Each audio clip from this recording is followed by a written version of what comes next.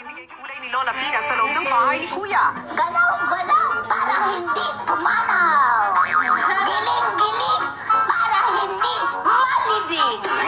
Pero higit pa sa tawanan ang ibinigay ni Lola para sa teen housemates. Naalala ko po kung paano ko inalagaan yung lola sa tuhod ko po noon. Igalang natin yung mga lola natin dahil kapag ganyan na po yung edad natin, maghahanap din tayo ng pagmamahal at pag-aaruga. At sa pagpapatuloy ng kanilang pag-iipon ng tawa ni Lola Pina, Let's go.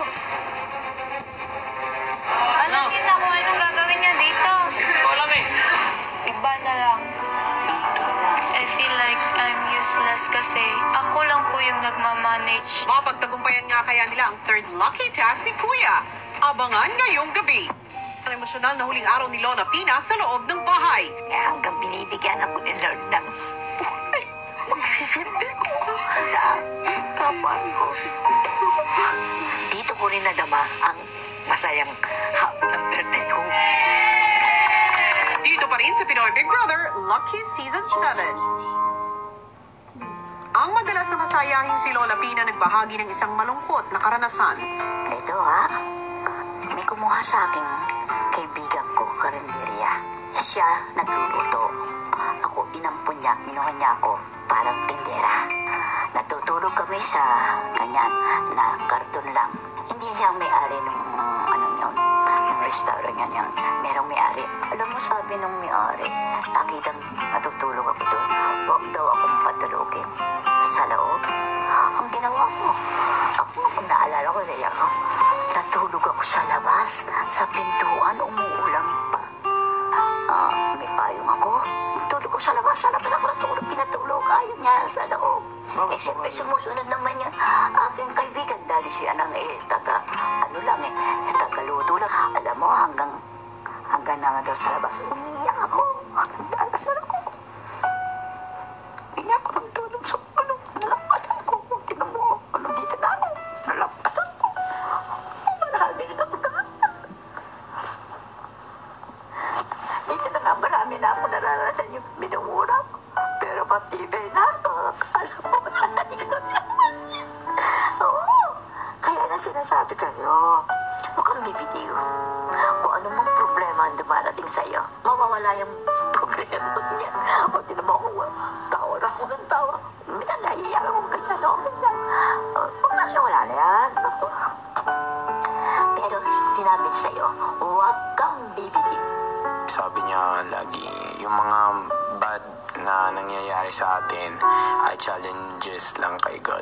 Mas madaming experience niya. So I will try to sundan yung sinabi niya po. Sinusubok lang tayo.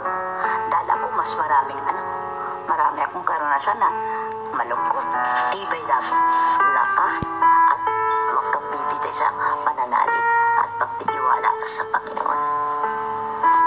Sa kapagkainan, tuloy-tuloy pa rin sila sa mas pagkilala kay Lola. Mahilig ko sa bulakan. Ano favorite flower niyo na yun? Yung sampagpunta. Bango. May bango. Favorite artist na? Si Ida Duran. Pero ngayon, ng kabataan, si Judy Ansa. Akala ko si Judy ang Santa Maria. Jody yun. Iba naman yun. It's raining rice. Matapos kumain, Mas tayo? Ikaw maghugas ng kamay. Hugas po ako ng kamay. Mas tayo, tapos po tayo. Hindi na ako niya. Tutuloy ko yung ginagawa ko. hindi nagtagal ang hindi raw inaantok na si Lola. Tulog na si nanay. Thank you very much. Kinabukasan sa huling umaga ni Lola sa loob ng bahay,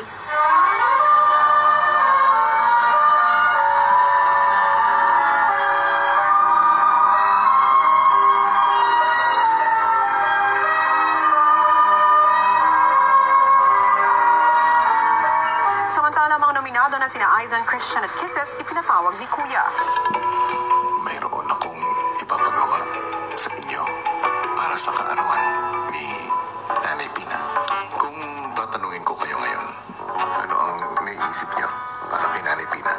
Ano nung may i-perform kung kaming special para sa amin. Basta't kayo ang mag-usap-usap kung paano niyo gagawin special ito. Kung may gusto kayong gawin, may gusto kayong lutuin, nasa sa inyo. Lahat ay kukunin kasama. Everyone, important announcement. We need to practice very fast. It should be very special, yung from the heart talaga. Maya-maya pa agad silang nagplano ng kanilang mga gagawin. Who wants to go first? Wala na ako ha. Dance na lang. Yung kaya pa tayo. Sa akin, dance na lang. Pero kakanta ka.